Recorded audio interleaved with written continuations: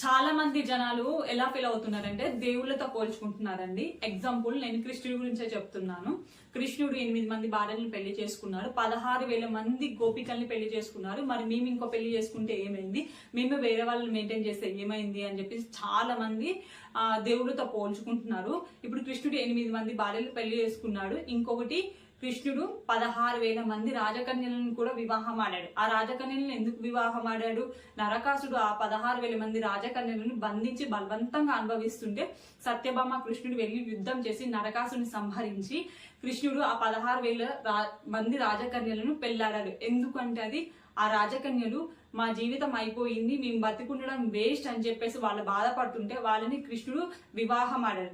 వివాహం ఆడిన తర్వాత కూడా కృష్ణుడు ఎవరితోనూ కూడా 8 మంది భార్యలతో కూడా సంసారం చెయ్యలేదండి.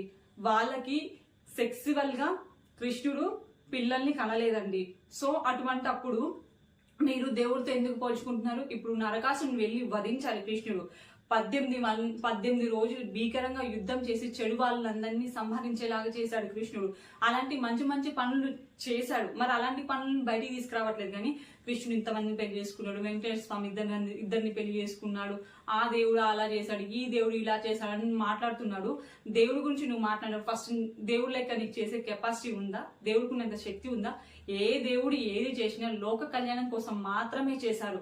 ఆ లోక కళ్యాణాన్ని మనం కరెక్ట్ గా అర్థం చేసుకొని మంచి మార్గంలో వెళ్ళాలని చెప్పేసి దేవుడు చేసిన ప్రతి దాంట్లో ఒక అర్థం ఉందండి. మనం ఆలోచిస్తే మనకు ఆ అర్థాలన్నీ తెలుస్తాయి. అంతేకాని దేవుడు ఇంతమందిని పెళ్లి చేసుకున్నాడు, కృష్ణుడు ఇట్లా చేశాడు, రాముడు అట్లా చేశాడు, ఎందుకు ఇవన్నీ మాటలు ఇష్టం వచ్చినట్టుగా మాట్లాడడం కాదు. అర్థమవుతుందా?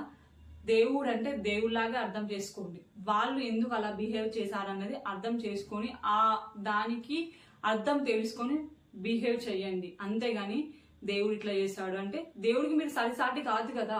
సరిసాటి అయితే మీరు నిరూపించుకొని చూపించండి. అంతేకాని దేవుడితో మాత్రం మీరు పోల్చుకోవద్దు.